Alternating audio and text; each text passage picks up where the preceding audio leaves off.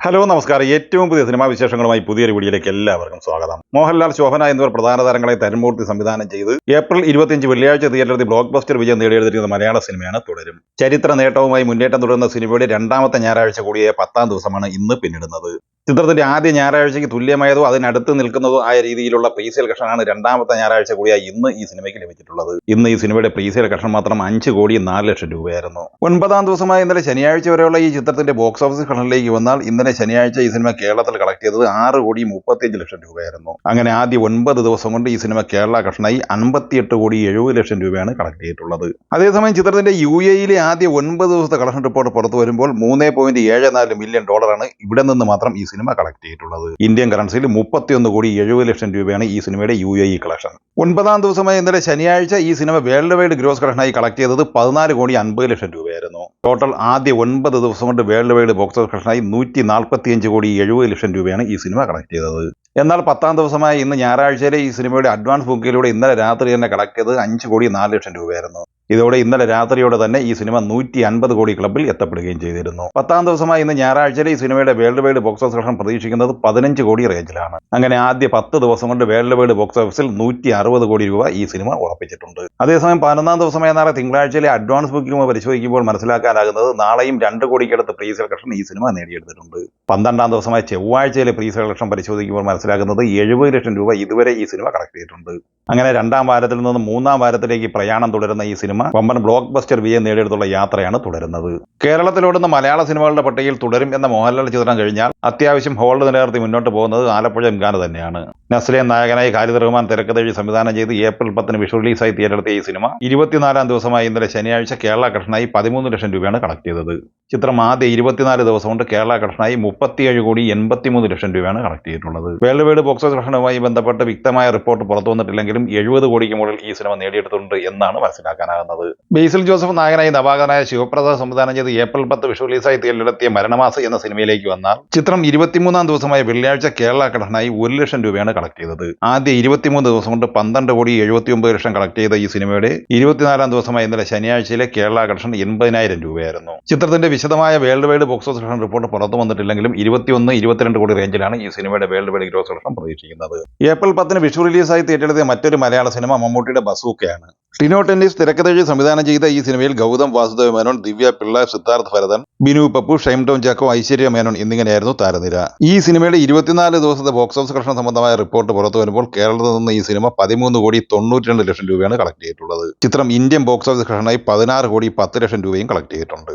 ഈ സിനിമ 24 ദിവസം കൊണ്ട് വേൾഡ് വൈഡ് ഗ്രോസ് കളക്ഷനായി 27,22,00,000 രൂപയാണ് കളക്ട് ചെയ്തിട്ടുള്ളത്. ഉർവശി നായികയായി ഇക്കഴിഞ്ഞ മെയ് 2-ന് തിയേറ്ററിലെത്തിയ മലയാള സിനിമയാണ് L Jagadamma 7-ാം class B. Chivas തിരക്കഥെഴുതി സംവിധാനം ചെയ്ത ഈ സിനിമയിൽ കലേഷ് രാമാനന്ദ്, ബാലചന്ദ്രൻ ചുള്ളിക്കാട്, ജയൻ ചേർത്തല, ബേബി മാർക്കോസ് എന്നിങ്ങനെയായിരുന്നു താരങ്ങൾ. ഈ സിനിമയുടെ വെള്ളി, ശനി എന്നിങ്ങനെ ആദ്യ 2 ദിവസത്തെ കളക്ഷൻ റിപ്പോർട്ട് പുറത്തു വരുമ്പോൾ 3 ലക്ഷം രൂപയാണ് ഈ സിനിമ കേരളത്തിൽ കളക്ട് ചെയ്തിട്ടുള്ളത്.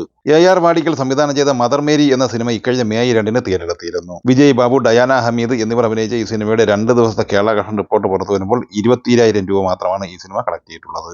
സൂര്യനായകനായി കാർത്തിക് സുബ്രാജ് തിരക്കഥെഴുതി സംവിധാനം ചെയ്ത് മെയ് 1-ന് തിയേറ്ററിലെത്തിയ തമിഴ് സിനിമയാണ് റെട്രോ. ചിത്രത്തിൽ പൂജ ഹെഗ്ഡെ, ജോജു ജോർജ്, സന്തോഷ് നാരായണൻ, ജയറാം, പ്രകാശ് രാജ്, നാസർ, ശ്രേയാസരൻ എന്നിങ്ങനെയാണ് അഭിനേതാക്കൾ. ചിത്രം ആദ്യ ദിവസം കേരളത്തിൽ കളക്ട് ചെയ്തത് 2,51,00,000 രൂപയായിരുന്നു. 2-ാം ദിവസമായ വെള്ളിയാഴ്ച 60 ലക്ഷം രൂപയും 3-ാം ദിവസമായ ഇന്നലെ ശനിയാഴ്ച കേരളത്തിൽ നിന്ന് കളക്ട് ചെയ്തത് 44 ലക്ഷം രൂപയുമാണ്. ടോട്ടൽ ആദ്യ 3 ദിവസം കൊണ്ട് കേരള കളക്ഷനായി സ്വന്തമാക്കിയത് 3,55,00,000 രൂപയായിരുന്നു.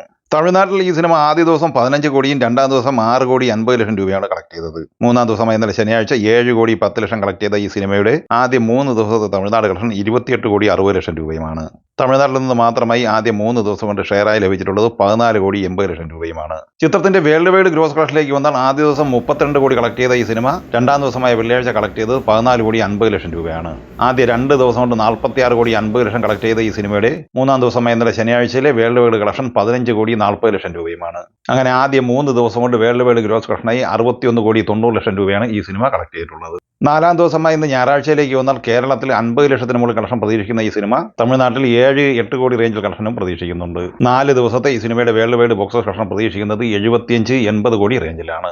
മെയ് 1-ന് തിയേറ്ററിലെത്തിയ രണ്ടാമത്തെ തമിഴ് സിനിമയാണ് ടൂറിസ്റ്റ് ഫാമിലി. അഭിഷാൻ ജീവന്ത് തിരക്കഥെഴുതി സംവിധാനം ചെയ്ത ഈ സിനിമയിൽ ശശികുമാർ, സിമ്രാൻ, മിഥുൻ ജയശങ്കർ, കമലേഷ് എന്നിങ്ങനെയാണ് അഭിനേതാക്കൾ. ചിത്രം കേരള ബോക്സ് ഓഫീസിൽ ആദ്യ ദിവസമായ വ്യാഴാഴ്ചയും 2-ാം ദിവസം വെള്ളിയാഴ്ചയും 3 ലക്ഷം വീതമാണ് കളക്ട് ചെയ്തത്.